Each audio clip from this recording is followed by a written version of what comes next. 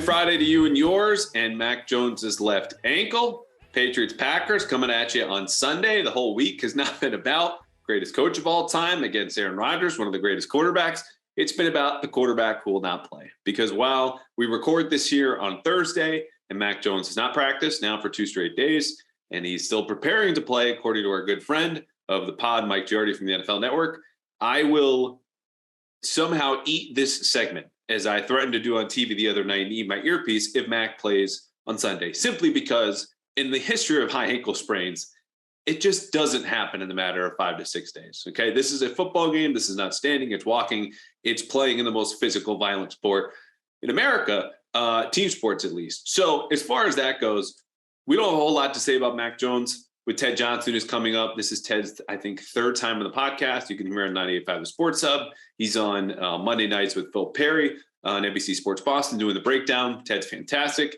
And he was super helpful this week in terms of getting to know the X's and O's of how Belichick might defend Rodgers, which would normally be the big storyline this week. And I explained why I think it's going to look very, very similar to game plans that we saw for Tom Brady last year and Patrick Mahomes the year before that. So we get into that and much more. Also, how the Patriots are going to play offense, presumably without Mac Jones, even though it's not official just yet, because, of course, we are taking things day by day.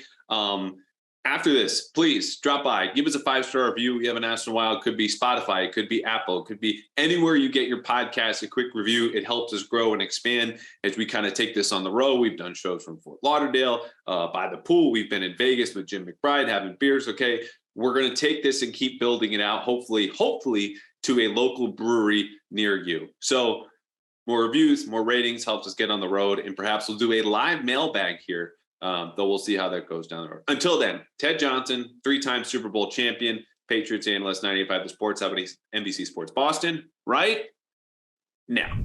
Okay, you know him as Ted Johnson, 3-time Super Bowl champion, member of the 98.5 The Sports Hub team on the breakdown with Phil Perry midweek after Patriots game, bringing you some film. I know him as the biggest Avatar fan in my life. Avatar re-released into theaters, into our hearts, into our lives last week. Ted, we talked about this last time you were on. I over under 1.5 times you've seen Avatar yet now that it's back in theaters. Oh yeah, it's under. But I need to go see it in the theater. I promised people that I would go see it, and I am going to go see it. So that is on the docket for this weekend. That I will go see Avatar. So it's unbelievable how many people are just in shock that I love that movie. It is the highest grossing movie of our time. And people are shocked that I love that movie. So, I'll get out there, Andrew, this weekend. And next time I'm on your podcast, I'll have to report back to you what I think. Excellent. So, yeah. And, we ended on a good note because I wasn't sure when I said this if I would offend you or not. But I said it's basically Pocahontas in space. And I think that helps resonate the younger folks who saw Pocahontas as a Disney film when I was growing up. Avatar on its own, a good film. So you've got like a little bit of nostalgia, but also, a new spin on it. And of course, I think this is all a preamble to Avatar 2 must be coming around the way. This wasn't like James Cameron just gets to re-release this every 10 years, right? Avatar 2. Right, no, I think it's Avatar 2, 3, 4, and 5 are like coming. No. There's a whole, they got a whole kind of series of movies coming out here. So it's Avatar. I think the Avatar 2 is going to be released around Christmas time. And so buckle up. And then I think they were releasing one every year after that, Andrew. So it is going to be Avatar all the time. And hey, I like the comparison, Pocahontas in space, but it's, I give a little bit more credit. The cinematography is like next level. It's and what people always bust my balls for liking just the kind of, I think, the special effects. But what James Cameron does in his Avatar movies is the filming and the quality of the filming. It's what's it called? It's technology that only James Cameron can use, and so I think it's pretty far out stuff. So yeah, I like it. If you don't get Avatar, that's okay. We can still be friends, but I usually relate better to the people that totally get the essence of what Avatar is all about. I love it. 2, 3, 4, and 5. That's like a Marvel approach here in space. Like, are they going to have to intersect at some point with a Disney Star Wars or a Marvel? Like, I'm going to need more time to digest that. Yeah, eventually those two entities will find each other, and it'll be one big battle up in space, I'm sure. Excellent. All right, moving on to football. This is not the biggest battle of week 4, Patriots. Patriots, depending on where you look, 9.5-point underdogs, 10-point underdogs. You certainly didn't know what that felt like in the latter part of your career. The Patriots, only double-digit underdogs once before in the Belichick era at Kansas City, week 4, 2020, which coincidentally, the last time Brian Hoyer started. Now, for context, because we remember that game as Brian Hoyer pooping himself in the red zone twice, running out the clock at the end of the first half, getting a strip sack in the third quarter and then getting benched. He didn't know he was starting until that Saturday. You know this. You don't know as a starter, as a quarterback, if you're going to start that late, you're not taking those reps in practice. You're running the scout team. So, let's start when Brian Hoyer has the ball in his hands. They obviously need to play keep away to some degree and run on Green Bay. How else do you win with a Brian Hoyer, with a game manager, or maybe something you had to do in your career once upon a time? Yeah, I think look, I've watched Brian Hoyer for a long time. He's been in the league 14 years. I was in Houston in 2015 when he was the quarterback for the Houston Texans, and the Texans won the division. They won the AFC South 9-7, went to the playoffs, but got spanked by Kansas City, and he threw 4 interceptions in that game in a 30-0 loss in Kansas City in the wild card game then in that 2015-16 season. So look, Brian's one of those guys where you put him out there for a game or two, and I think he can do okay. It's if he's going to be out there for an extended period of time, Andrew, that's what I worry about. But so look, do I think he can go out there in Green Bay and function? You mentioned that last Kansas City game in 2020. It's very difficult to expect a guy to go out there and play at a high level when you're not getting any reps all during the week. And don't forget, that was also a game in which they played the same day that they flew into Kansas City. Yep. So it's to hold him, kind of hostage to that performance. I just think is a little bit unfair. Look, they are going to have to play keep away. The Patriots offense through the first 3 games, Andrew, they're 4th in the NFL in air yards, which is remarkable when you consider the offensive line troubles that they're having and the wide receivers that they have. The Patriots would philosophically, it feels like, change how they typically do things. It's not death by 1,000 paper cuts like it used to be for 20 years under Tom Brady. Now it's air it up, baby, throw it up, and let's go. Let's try and get the big play. I just don't see that being a formula for success with Brian Hoyer as the quarterback. And clearly, I think you mentioned it. I think the Patriots want to play keep away. That's always kind of a strategy whenever you go up against a quote unquote high-powered offense, although the Green Bay Packers offense right now is averaging less points than the New England Patriots offense right now, which is kind of hard to believe.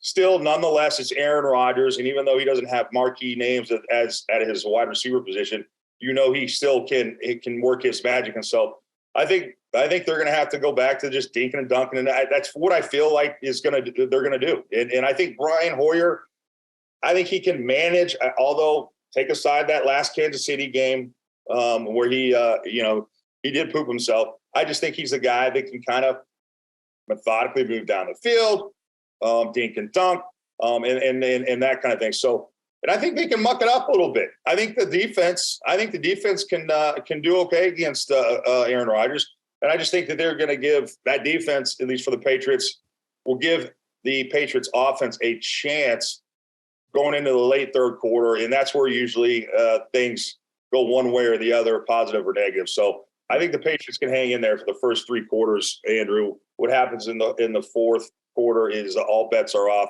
But Brian Hoyer, I think, has the ability to at least keep them in this game for the first few quarters at least.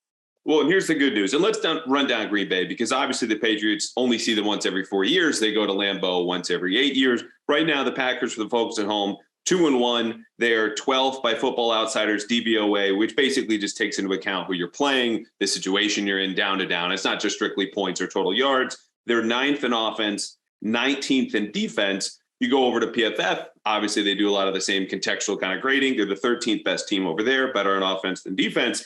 And defensively, they are the worst run defense in the league by DVOA, second worst by PFF. Total yards, it's way up there. And it's not just because teams are trying to run the clock out of them. I mean, they won against Chicago pretty handily in week 2, close game against the Bucs last week. So it works out really well for the Patriots in the sense that even if Mac Jones was playing, this feels like a game where they want to give it to Ramondre Stevenson and Damian Harris in total touches. So, rushes in receiving yards and receptions, probably 20 times each. Am I wrong? Probably not. Now, when you describe it that way, look, I think Ramondre Stevenson is right now, he might be your best player on offense, at least statistically and in the production that he's had. I mean, last week he had less carries than Damian Harris, I believe, and had a lot more yards per average. I mean, he's whenever he touches the ball, he seems to make things happen, and I think they're trying to get him to a little bit more involved in the passing game. So I think clearly, if you were to look at the position groups for the Patriots to start the season, for every position on the team, besides safety, I would say the second, I think, best position group that I feel most confident in is the running back position. So between Damian Harrison and Ramondre Stevenson, they run really physically. I've always thought Green Bay, even though their defense is being lauded as a great defense going into the season, it's a lot of people based on last year's production thought that this was going to be a great defense. And to hear you say that, how bad they are against the run, that's just Green Bay. I've always thought they were a soft defense. So the Patriots, I think they're trying to form an identity on offense, and the only one so far, which is shocking because when you consider how they looked in preseason and training camp, running the football, they look like garbage. I think that's their biggest strength clearly right now is running football. And I know it's not fun, and I know it's not maybe a brand of football that's enticing to watch. But if you're just trying to win this game this week against an elite quarterback, they have to run the football and make Aaron Rodgers watch from the sideline. And I think they can do that. And so I think the power running game you've seen that's been working for them, the zone run scheme that we've heard so much about all through training camp, they seem to really not pull that out very often, and they don't need to because the power running game has been so effective for them. So they're going to shove Ramondre Stevenson and Damian Harris down their throat. It's going to be, 3.5 yards in a cloud of dust, and hopefully keep it low, 3rd and 3 or less on 3rd down. And that's going to be the formula to win, I think, at the end of the day, Andrew. So I'm glad you brought that up because I think, even listening to Matt LaFleur yesterday, the Packers head coach, he was talking about, how do you deal with the quote unquote uncertainty about Mac Jones versus Brian Hoyer? Spoiler alert, there's not a lot of uncertainty. Brian Hoyer is almost guaranteed to start on Sunday. But Matt LaFleur's point was that even if we don't know who's going to start, he doesn't expect the Patriots to attack all that differently. That's because he knows he has, depending on your rankings, the worst or second worst run defense in the league. So that's going to be a big part, a really important battleground for Sunday. But of course, you need to support your backup quarterback with something else, right? Like you're going to run into a 3rd and 6. You're going to have a holding penalty, get backed up to 2nd and 15, 2nd and 20. So in those instances, I look at the way they'll attack the Packers defense is really in that linebacking core because you've got a young group starting with Quay Walker, who's a first-round pick for them out of Georgia, linebacker. A lot of folks wanted the Patriots to take. And my understanding about the Patriots' thoughts on Quay Walker, he fit from a physical standpoint, no doubt about it. I mean, he's close to kind of what you're still weighing in as head, but back in the day, like a throwback kind of linebacker. It was the instincts with Quay. And so he's up there with 18 tackles here so far. But when you look at the deeper numbers, they're missing a lot of tackles at that second level for Green Bay. So if you are, maybe drawing on your own experience back in the day, what were ways that offenses tried to trap you or get some of your teammates in space as a way to force you to make tackles where it leads to yards after catch, which isn't asking Brian Hoyer, like you mentioned, to air it out like Mac Jones has been top 5 in air yards, bombing all over the place, but the type of plays or the concepts that would get those linebackers to slip a tackle and give you an extra 10, 15 yards.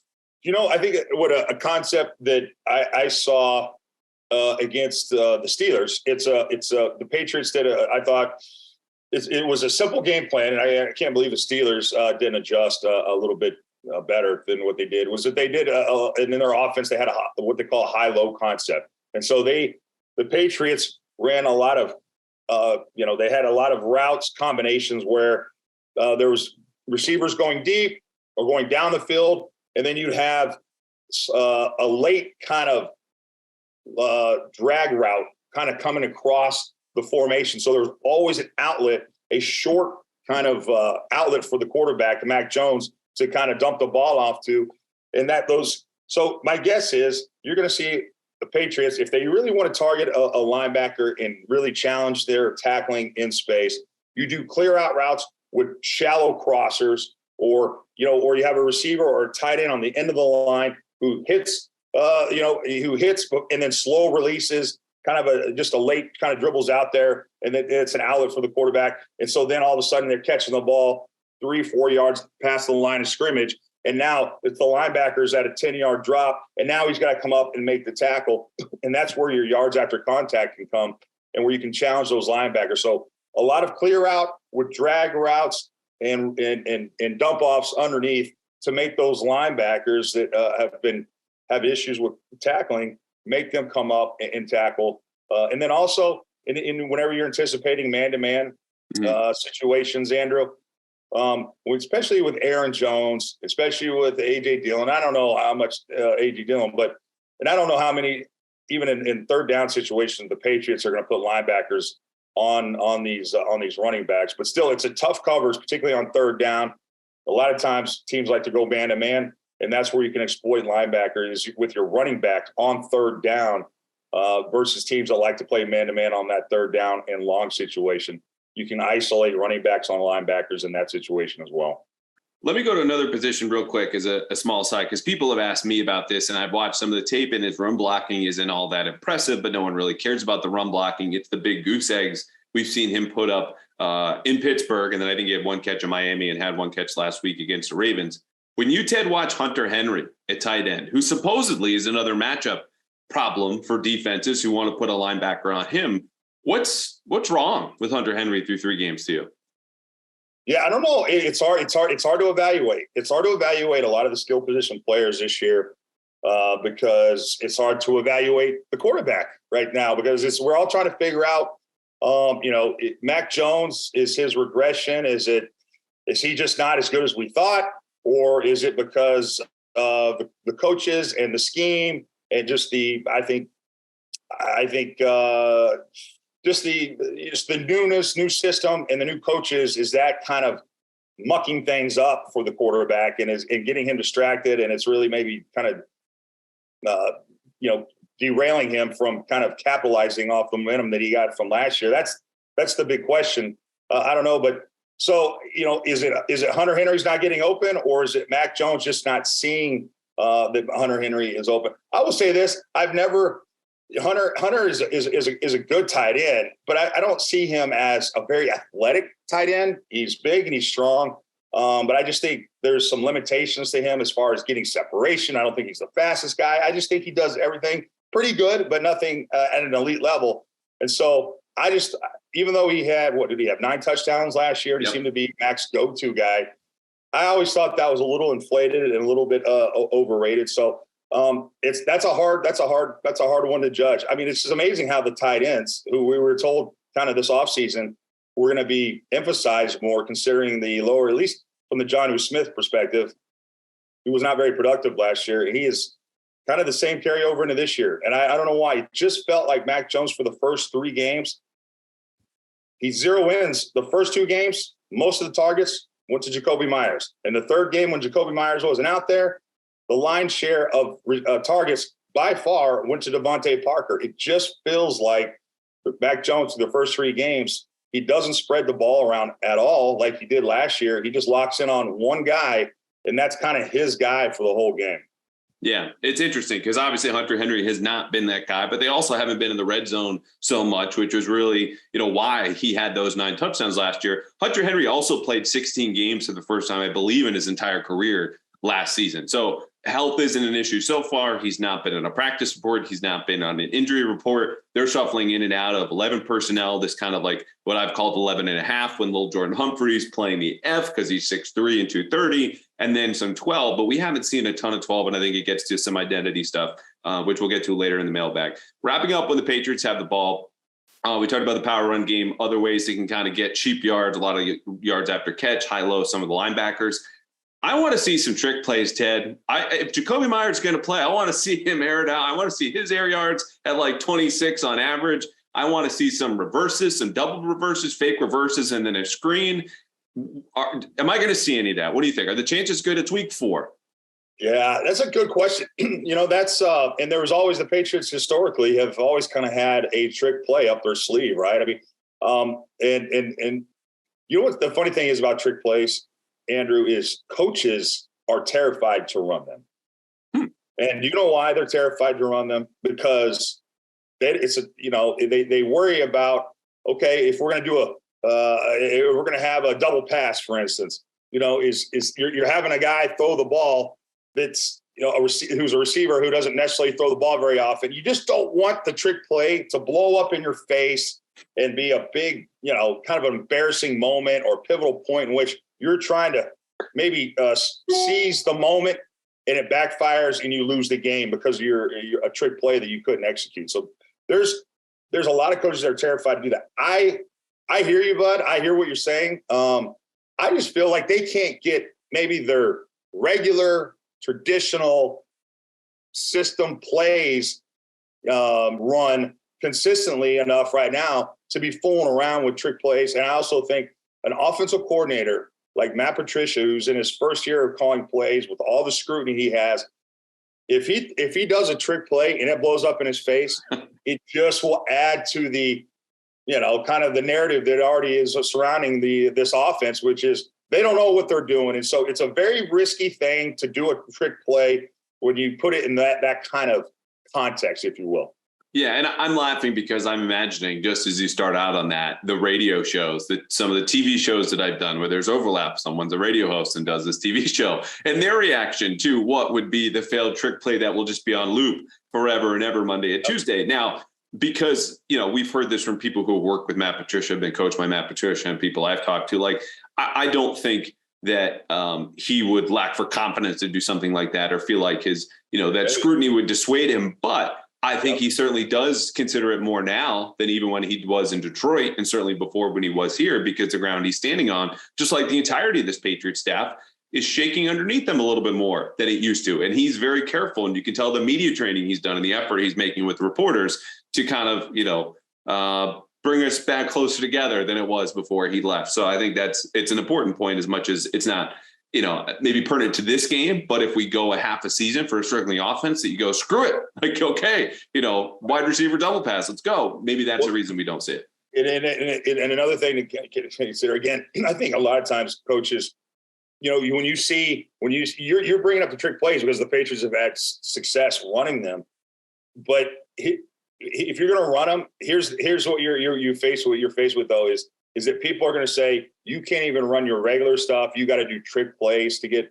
And at the end of the day, who cares? It's about winning, but it's also these are humans that are coaches and that are they're calling the plays, and so there's a human element that I think people will realize. It's not a lot of times it's not always about what's best for the team. It's like, how can I not embarrass myself as a signal caller? So it's just something to think about. Something to think about when you're thinking about that trick plays happening. Okay, the one thing the Patriots are surely thinking about more than anything else this week is how to fool Aaron Rodgers. And this might be foolhardy because, as Bill was talking about Wednesday, he's seen it all. He's made all the throws, and not in a derogatory sense, as I've covered before. But this is a case where, at some point you just have to go out and execute because there's only so much room to fool him. On the other hand, one or two plays where you have him hesitating, suddenly coming under pressure, he, like every other quarterback in the league, his numbers plummet when he is under pressure. The problem is you can't blitz him because he is at the top of the league right now in PFF grade against the blitz, and his passer rating is 133.5. So when you look at how you can disguise against Aaron Rodgers, as someone who we've documented and talked about in this podcast, you had a great record against Peyton Manning.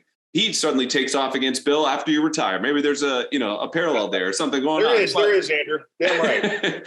So when you look at how to disguise against a quarterback who's seen it all and can hurt you everywhere in the field, how do you do that without blitzing? What were some of the things you did against Peyton back in the day? Obviously, 03, 04, all those games. Yeah, it was pretty. Believe it or not, it was pretty basic against Peyton Manning. You're right. We hardly ever blitzed Peyton. And if you're going to dial up a blitz, it's kind of just got to be one of those, boy, we sure timed that one up right, or that was a perfect situation to do it, where he was not expecting it, because the more you blitz, he will, and you just said it, he will kill you. He will slice you up. My feeling is the Patriots will probably more times than not drop 8 guys. I think they're just going to. I love this. I love it. Yeah.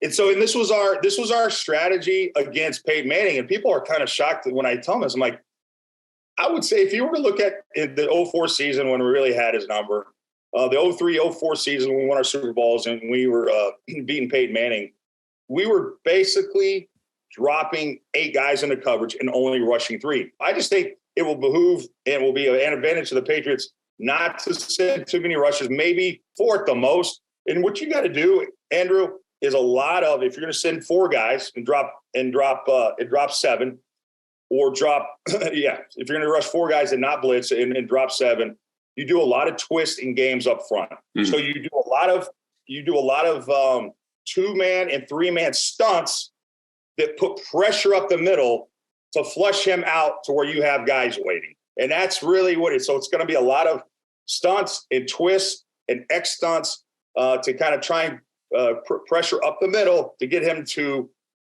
escape to the outside, which you will have a guy looping around waiting for him. That's really the best way to do it.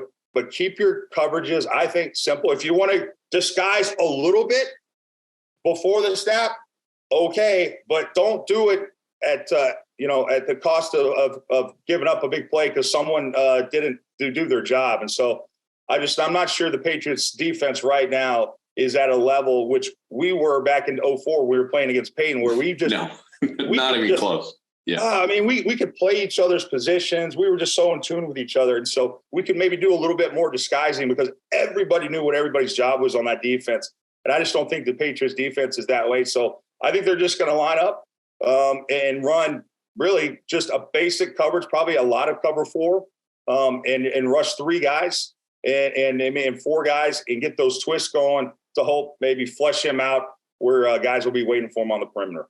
I'm so glad you said this because I'm writing about this later today when I'm going to draw on plans that Bill has not used against Aaron Rodgers. So in 18, you go back and watch that game. It was a lot of, man coverage. And that helps when you had the future defensive player of the year, Stephon Gilmore, who was just shadowing Devontae Adams the whole time, Devin McCourty in his prime, J.C. Jackson, Jason McCourty, et cetera, et cetera.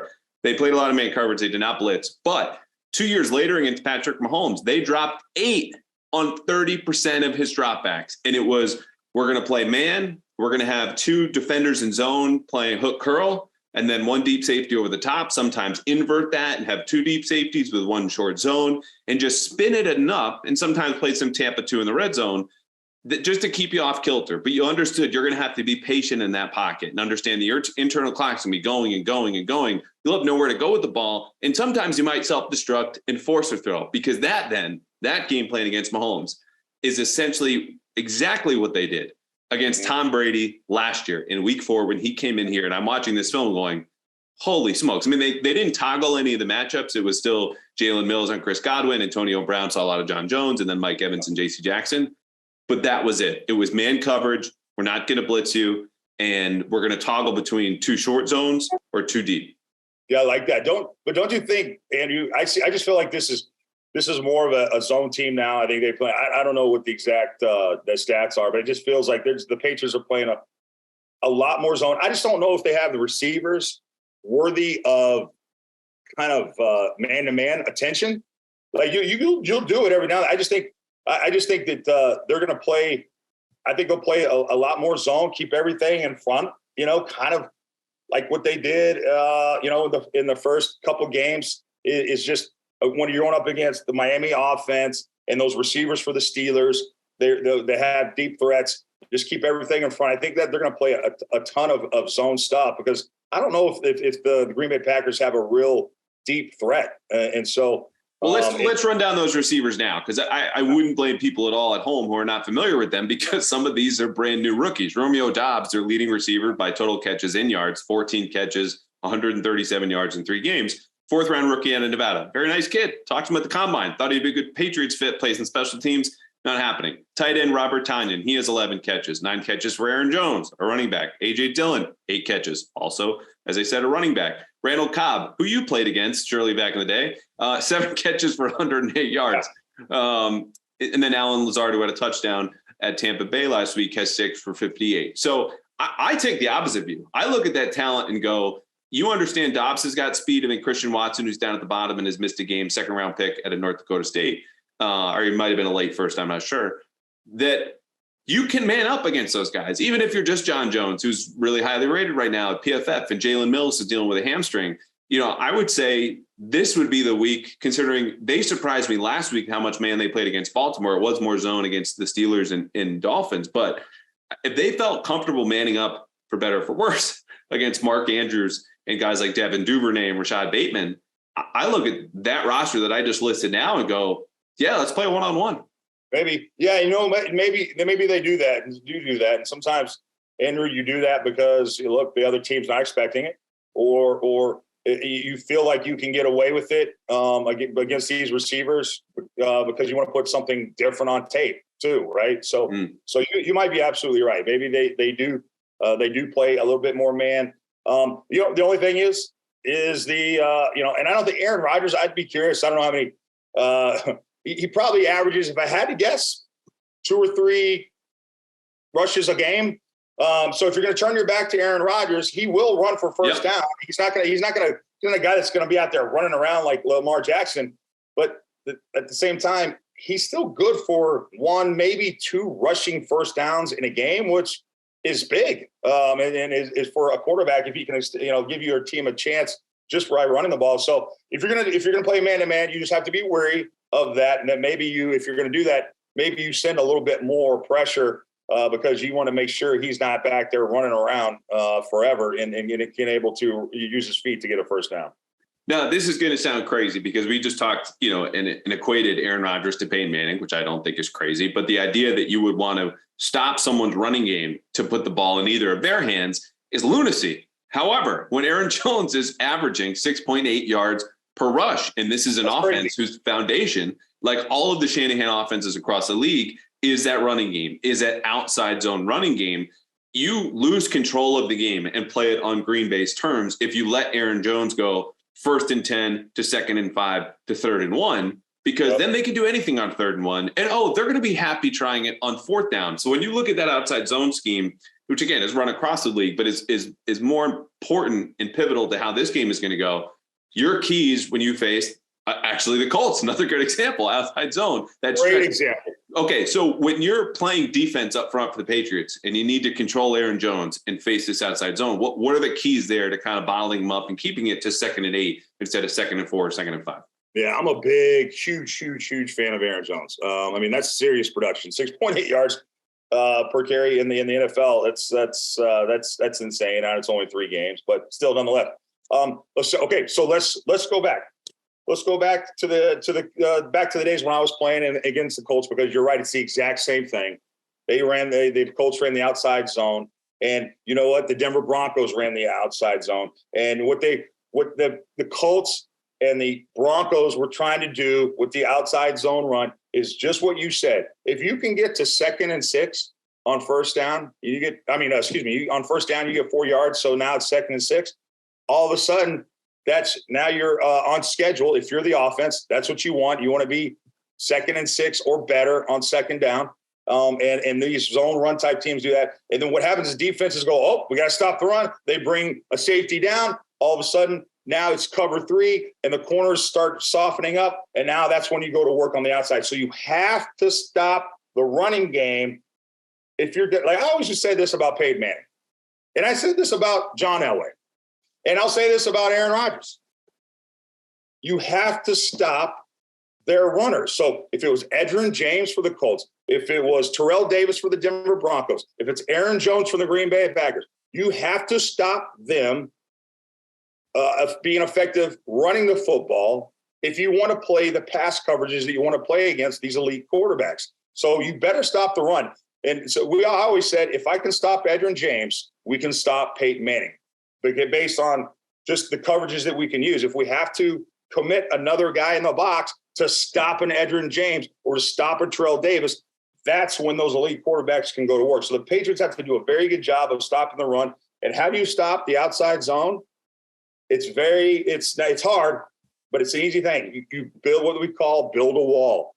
You have to have your front 7 has to attack the line of scrimmage, and it's got to be synchronized. And so that there's a wall there at the line of scrimmage, and there's no seams, and there's no guys getting up to the second level, and there's no gaps for the running back to go through, if there is a wall there, and here's the thing about those outside zone runs that people need to understand, they might be designed to go outside initially, but the second option is always the cutback. And so if you build a wall on that line of scrimmage by attacking the line of scrimmage, then you cut off the backside cutback lanes. And so it's the backside linebacker, even though it's play away, might be a key part in that play because that running back's going to cut back to where that backside linebacker is. So all 7 guys have to be attacking the line of scrimmage at the snap of the ball. So there's no creases and there's no seams. You build that wall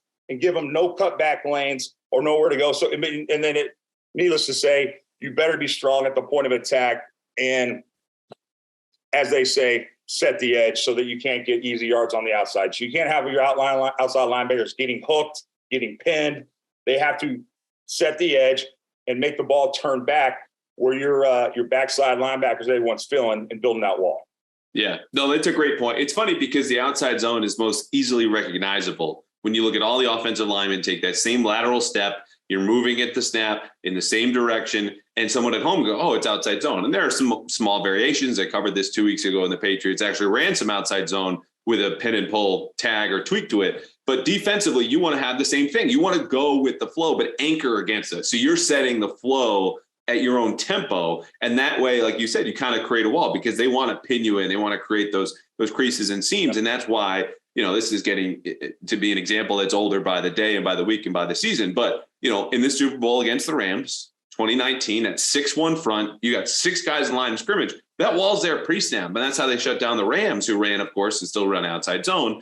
And they mix in some duo here and there. But I think that's an important thing to point out. Obviously, the counter off of that for Green Bay is going to be the play action boot, which Aaron Rodgers runs very, very well, but that's nothing new. Again, you mentioned Elway, Shanahan, Terrell Davis. It goes back even further than them. Zooming out, though, we could talk about all the little nuances of defending an outside zone or, what the schemes are. And I think you're absolutely right. It's a great point. Before I get to 3rd and 6 and I'm trying out my dime package and all the man-to-man coverage, you have to stop the run. If the Packers run the ball, they're going to win. If the Patriots turn the ball over, though, they're not just going to hang around. They might be able to pull off an upset. So besides trying to punch the ball out a little bit more or jumping routes, like what are the coaching points you got in games? Again, not to bring up the Colts, but we need to turn the ball over Sunday. This is how we're going to do it. Yeah, I mean, look, the way we did it with the Colts is we played zone.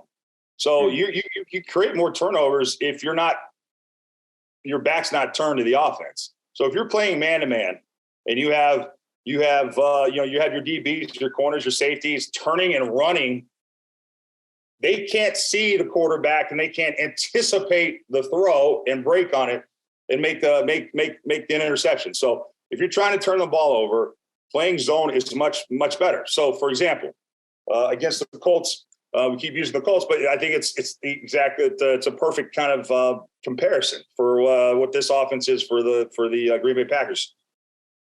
Those games in which Ty Law had those interceptions, do you know what coverage we were in most of the time? Cover 2? Cover 2, buddy. Cover 2. And the soft spot in cover 2 is down the middle of the field, which I roamed, which I tried to make sure to discourage Peyton from going down the middle of the field, or that kind of spot on the sideline, a few yards inside from the sideline, behind the corner and in front of safety. That's the spot. And yeah, so like eight for the people at home, like 8 to 20 yards downfield, the honey hole as they call it, maybe even a little bit smaller, say like 10 to 15. That's exactly the spot. That's the window to get it into. You can bait quarterbacks to throw that ball into that and get interceptions. And Ty Law baited Peyton Manning a lot. So if you're going to, besides, the physical nature of getting a turnover, which is knocking the ball out or stripping the ball out, to get INTs, which is very difficult, by the way, against Aaron Rodgers. I think his stats at home throwing interceptions is insane. I think he has 21 touchdowns to 3 interceptions at home in the last year or so. And so he doesn't make any mistakes when he's playing at Lambeau. He just doesn't make any mistakes ever. But that's one way to do it is bait them, or hopefully you have corners that when they're playing zone, their backs aren't turned to Aaron, that they can anticipate the throw and break on it. That's the only thing. You're not going to fool him in the coverage, but you maybe can bait him into throwing something that he's, is a questionable throw, and then and maybe break up and make a play. That's really the only way to do it. Again, very rarely does Aaron get fooled, but we said that about Peyton, and we still were able to fool him a time or two. Yeah, and it's interesting, too, because I think when you look at Aaron Rodgers, and we'll wrap this up and we'll go to our 3-2-1 preview, 3 keys, 2 matchups, 1 extra point, 2 mailbag questions in a second. Like if he has a fatal flaw, as it were, it's not let's just call it arrogance. I mean, it was totally earned. He's an MVP. Now he's a Hall of Famer that Peyton had. If I can fit the ball anywhere, I know what the coverage is, I'll make it happen. Aaron seems to be slightly more risk averse than some of these other great quarterbacks. And you can see this in his interception rate for his career is lowest, I think, or top 5 in the NFL. And the losses that they've had in the playoffs are shots that he's not taking downfield, which is harder to analyze because it's easier to point to the pick and go, this is where he missed the coverage, or that was a sack that he took because he held onto the ball too long. The things that aren't transpiring, I think, for Green Bay are the things that hurt them. And so if there's a way to discourage him from making those throws, like you're saying, cover 2, you roll out a first half game plan that says, okay, they want to force everything short, and we know he won't take the shot. When we show 2, make a late post snaps rotation from the safety, so there's only 1 back there instead of 2, he won't bother to then make the throw deep because he doesn't want to risk an interception, understanding he's kind of carrying the offense. And I think those are the things that people don't understand that Bill tries to suss out, right? Like he is trying to get into the head of the offensive coordinator, of the quarterback, and find out not only just they want to win, everyone wants to win, how do they want to win? And that their impulse is how can we turn that against them? In Aaron's case, I think it's more difficult, but that's a really good point about, you want to show zone to create turnovers. It also might be a way to bring out the worst in Aaron, which isn't going to be 4 picks, but it might be, a yards per completion of 5 instead of 7 or 8 or 9, which is obviously more downfield, more yards, more risk, but more reward for an offense that, is not lighting up the scoreboard. And that's part of it. Sometimes is you can frustrate an elite quarterback like that, like Patrick Mahomes, if you're constantly forcing Aaron to do the check down, to do the safe play, to constantly go, okay, well, that deep to intermediate route that I keep looking for, they got it covered, so I got to keep continuously going down to my outlet. They get frustrated.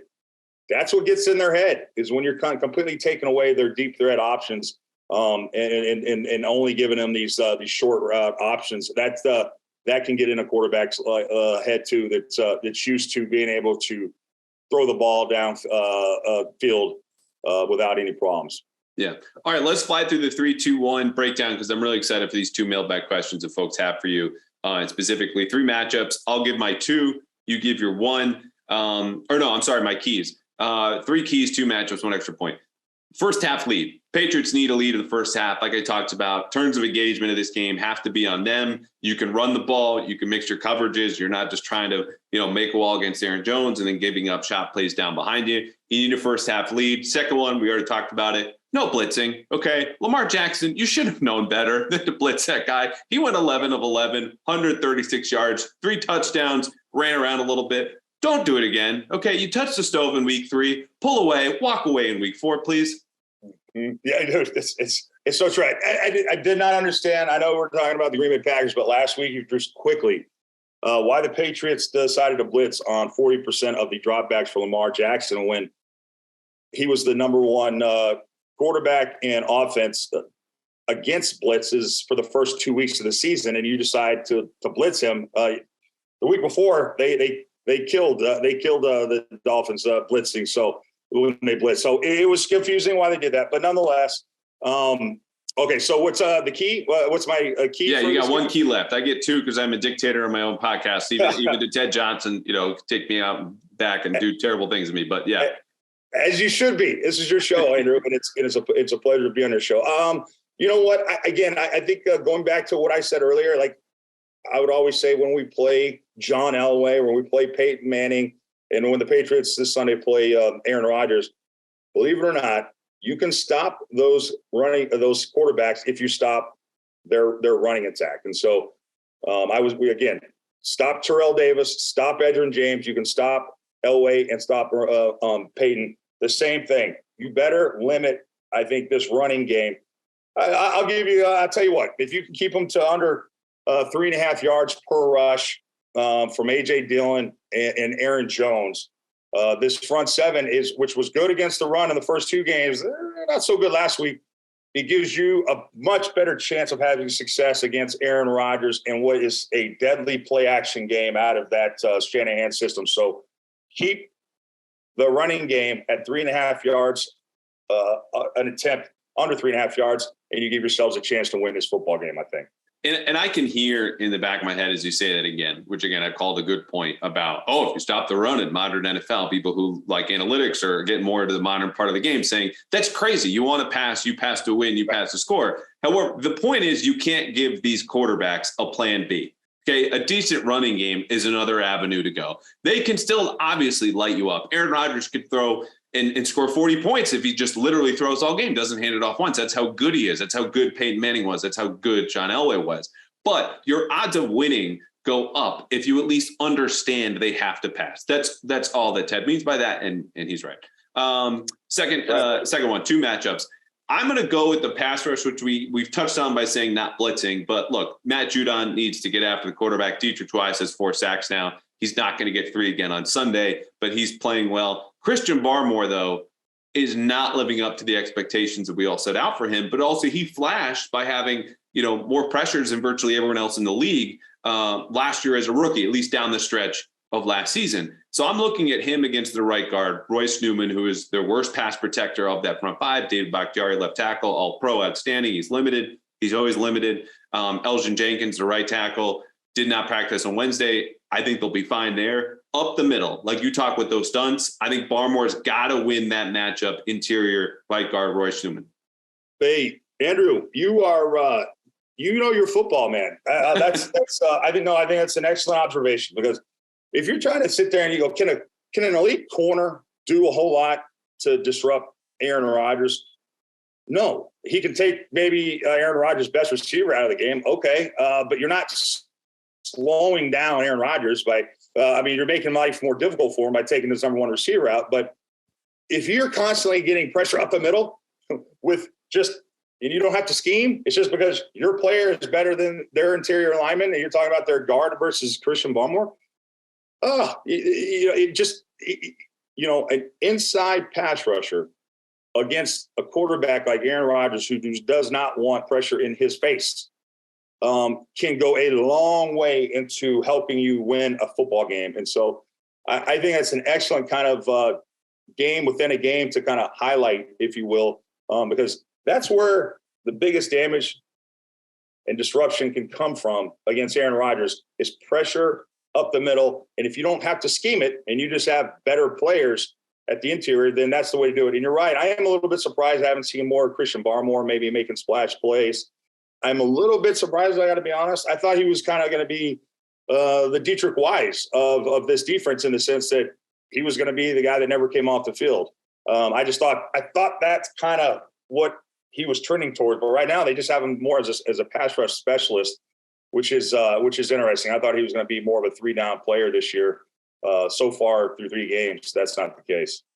Yeah. All right, your matchup here. We've done a lot of defense, so I just thought of an offensive one for the Patriots. But where are you looking at in terms of just one-on-one matchups that could decide this game?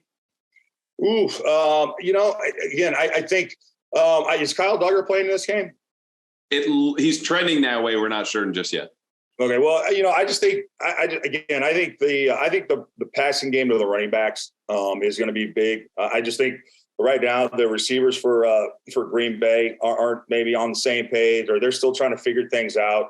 And so all the experience in that offense is at the running back position. I think for the most part, other than Randall Cobb, who again, he's 85 years old. And so I don't know how effective he's going to be at 85. It's tough to get out there and play when you're that old. But so I think it's going to come down to maybe more of the running backs. And so whoever is game planned into covering those guys, whether it be Adrian Phillips, whether it be Kyle Duggar, whether it be Mac Wilson, Juwan Bentley, I think that's kind of the key matchup is stopping the running backs, not only in the running game, but just I think in the passing game, screen game, in that short to intermediate kind of passing game. So to me, that's going to be a key in this game.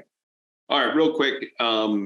Kenny Clark, we haven't talked about, outstanding nose tackle for the Packers. We talked about the Patriots need to run the ball. Yes, they have the worst run defense. That's a dude, though, who could blow up Cole Strange, who's had an up and down. He's had a rookie season. He's a rookie starter. That's what we would expected, but could really create some problems, particularly on these man block plays where Cole might be pulling around or Mike Onwenu. If he gets to the spot first, not only can he hold up against double teams, but he might be able to penetrate and make some problems in the backfield. So he's one of the best nose tackles in the game, even for the worst run defense. If he shows up, he can make up for, the guy behind him being a step slow to the play or having bad eyes or what have you. All right, one extra point about this game. This is a thought or a note about what's going to happen on Sunday. It might not be on the field. It could be just around the field or any sort of fun memory you have related to the Packers. And what's on your mind about this game nothing that we've talked about so far?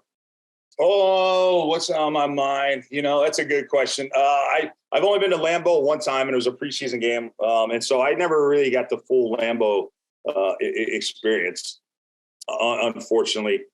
You know what? I don't know. I just think what's going on. I just think it's a fascinating kind of dynamic now that Mac Jones isn't starting. He's going to be playing in this game.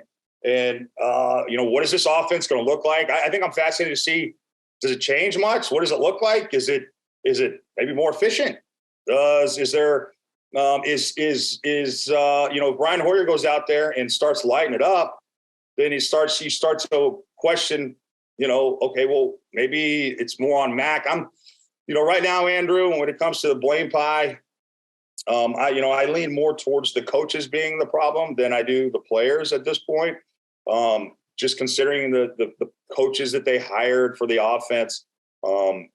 I put a lot of just the scheme change and the changing and the coaches really for a lot of the problems that are kind of right now with the Patriots. However, if Brian Hoyer goes out there and lights it up, Andrew, I'll be it could change my opinion on Mac Jones. So that's a storyline that's I just think kind of fascinating to see how this offense looks, how different it looks. Do they do different things? How efficient do they look? Do they just look more competent than they have through a training camp, preseason, and the first 3 games? That's kind of intriguing to me. This is literally into the weeds for me, this note that I have. But the only time I've been to Lambeau was in the summer of 2010, did a stadium tour. It was awesome. They let you go down on the field. You see the suite, you see everything. And they built it up since. It's a very different place as I understand it now, 12 years later. But the thing that I remember taking away, among others, is that the field down there is part synthetic, part real grass. And so it all feels like real grass, but then at the time was something that they had imported. And I should have looked up the country before we started recording, but it was somewhere in Scandinavia where like the places either in Sweden or Norway or wherever they might have been need to have real grass for some sort of purpose. And they found a way to grow it and have them intertwine their roots to keep the real grass from getting uprooted as you're playing, of course, now in Green Bay, real football. Why everyone else in the league doesn't do this, I will never understand. Bring real grass back to New England. I'm sick of everyone playing on carpets. I've never sounded older on this podcast, but I don't think you will find a player out there who would rather play on the synthetic stuff versus you could do some hybrid in Green Bay where they probably need it more than anyone. Maybe Pittsburgh's in that conversation or Buffalo. Yeah, the cold weather places, right? Right. The cold weather places do this because football as we knew it, as we know it best now, and as it should be moving forward, should be on the real/fake Scandinavian grass, as it were. I love that. I didn't know that there was synthetic. I didn't know you could do that. I didn't know you could do a hybrid, I guess, field, which is fascinating. Andrew, like playing on grass, like really good grass field. Like, I don't know, like the grass they use in Arizona. It's like, it's Southern California, maybe, yeah. Maybe I played in Jacksonville when Tennessee has grass. Yeah. But the grass is like, almost like you're on a fairway green, right? Oh, it's okay. It's like a different, I don't know how to describe it. It's just that I don't know what type of grass it is, but those kind of fields are like the best that I've ever played on. The hard part about probably, I think, having grass fields in stadiums that are open in cold weather locales is just the freezing factor. And I think a lot of fields have heaters underneath, right? To kind of so that they don't get real icy and frozen tundra.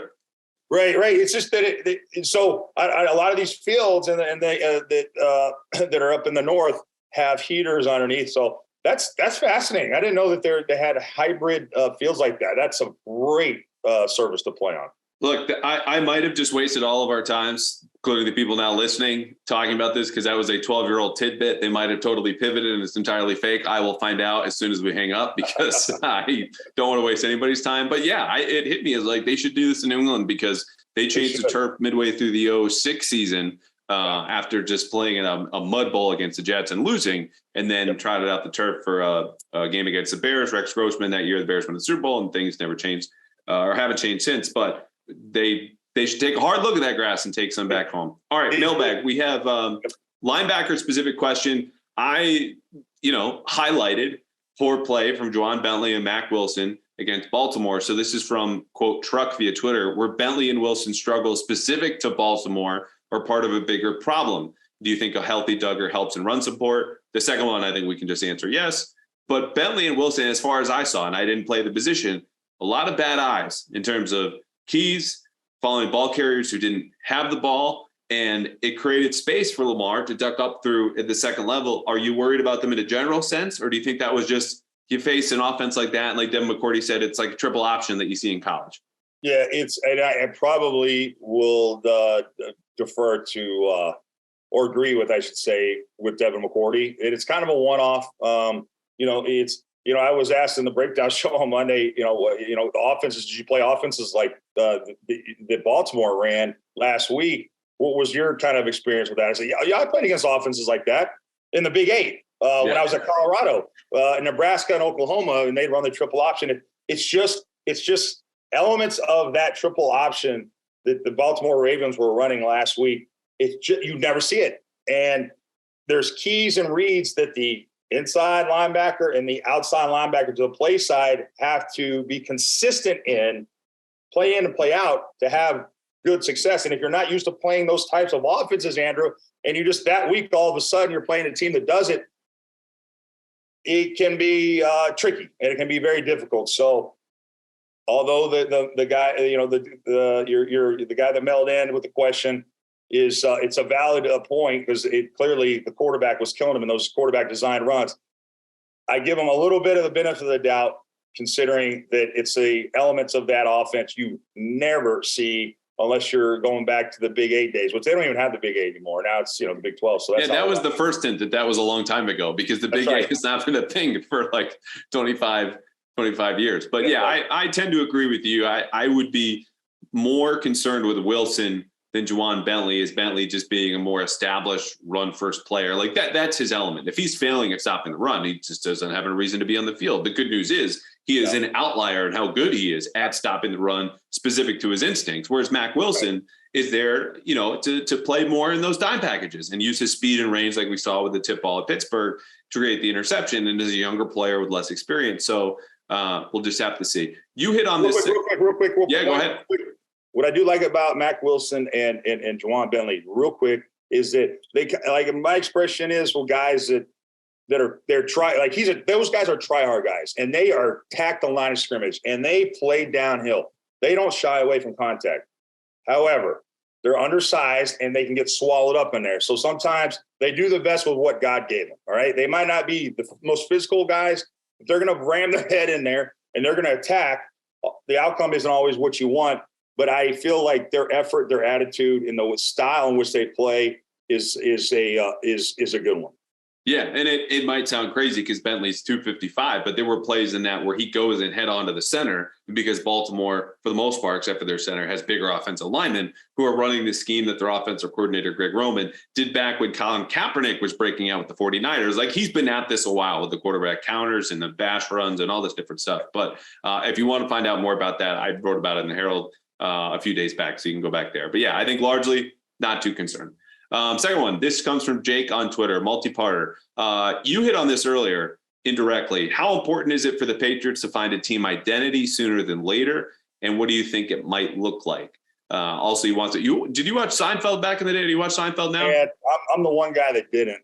I did Spare Square. I remember that episode. Everybody, I can't remember all the different. I have one or two that jump out, but not the biggest fan.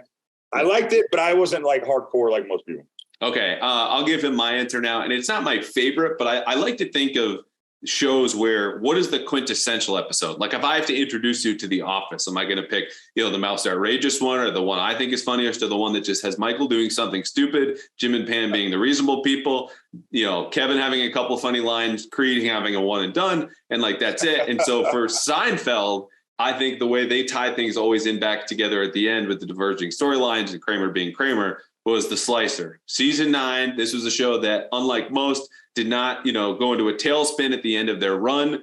Still going strong. Kramer with the white jacket, not because he was slicing meat at the beginning, but then fakes his way into being a doctor, Dr. Van Nostrand. Outstanding episode, The Slicer, look it up.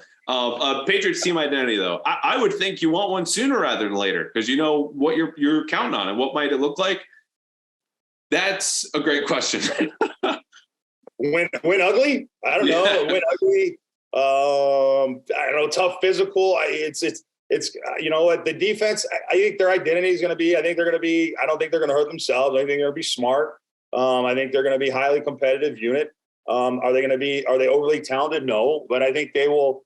A lot of times keep you into games, and that's the defense. On the offense, I have no idea. Right now, it's they're the two kind of things that are kind of jumping out at you is, okay, they're a physical run team, and they like to chuck it deep. I mean, the Patriots are 4th in the NFL in air yards. I mean, they were 2nd in the NFL in air yards last week versus the Baltimore Ravens. And I don't know if that was just because the Baltimore Ravens have a crappy secondary, but when you consider the first 3 games, how they've looked on offense, this is a chuck it downfield, open it up kind of offense. I know it had good results, but that's really the only identity I can see so far on the offense. But those aren't maybe, strong qualities to kind of lean on other than in the power running game. And so really that's where they're at. The offense identity, I think, is still trying to form, where I think the defensive one is, I thought they'd be a little bit more of a blitzing attacking defense than they are. They aren't as much, but I think they're smart. I think they play hard. They're a good tackling team. They're not going to hurt themselves on defense. Right now, the offensive identity is still a little bit up in the air. Yeah, I think physicality is something that they want to be every year, both sides of the ball. They want to be a physical team, because if you're not, that's where you start to lose, not only just, games, but in critical areas in your locker room. Like if you can't count on the guy next to you to bring it as you intend to, how do you feel about the rest of your team? It's just it's not good for anyone in football at any level. But I think, and I asked someone about this recently with the team, and they kind of pointed to that. We want to be a physical team. We want to adapt every single week. Like we play well under pressure, which is kind of like the tenets of their program. But how that looks schematically and what it evolves to, I think it's going to be a shotgun offense that runs a lot more with 3 receivers than we do 2 tight ends. I think defensively, they're still leaning into more man coverage, but the receivers are going to face, starting in a couple of weeks, are going to make that a lot more difficult, I think. Or maybe even after October, let's say, because the next stretches we've all covered, the Lions, the Browns, and Bears, oh my, not terribly, intimidating, but I think they want to still be adaptable. It's just a matter of finding your limits with that talent. Like Ramondre Stevenson, I think I probably agree, best offensive player right now. But he's entirely dependent on an offensive line that we've already found out wanted its identity to be an outside zone and has pivoted to more man because that's what they were best at. But they didn't know that until they started playing and practicing. And that's what they just got to do this next month. So I would not expect an identity or anyone to have a good answer for this question, probably until around Halloween. So that's it. Amazing though that you just said like the offensive identity should be just going shotgun and do power. It's like that's the opposite of what they've been working on the entire offseason and summer. Like they've been working at under center, outside zone all summer. And now what you're saying they're best at is doing something that they haven't even really been emphasizing all summer long. And I think that's the big problem is that they are just behind everyone else because of that. Yeah, I think they're trying to do everything, and that's what's kind of led to some poor offense. You're not great at any one particular area or thing, but like you look at their last 2 games, the split between shotgun and under center is around 90-10. And then when they're under center, those 10%, whatever it might be, snaps are 80 to 85% run. So yeah, you might be able to really hurt the defense on that 1 out of 5 snaps when you're running play action, you boot out, or you throw an interception like Mac Jones did against Ravens. So those are the things that I think they'll be a little bit more balanced, but it's stuff we talked about in the summer. Is an offense successful if the schematic changes benefit everyone except for the quarterback?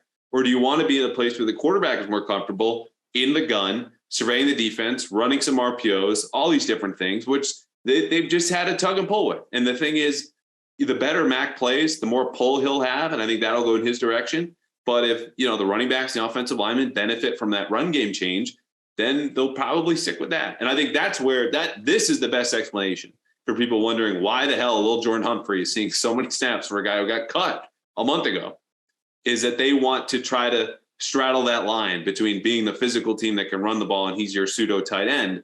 But in theory, that's a nice idea. In reality, he had 0 catches on 1 target.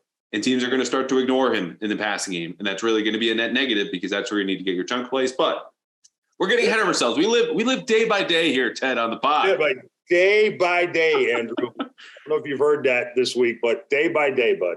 All right.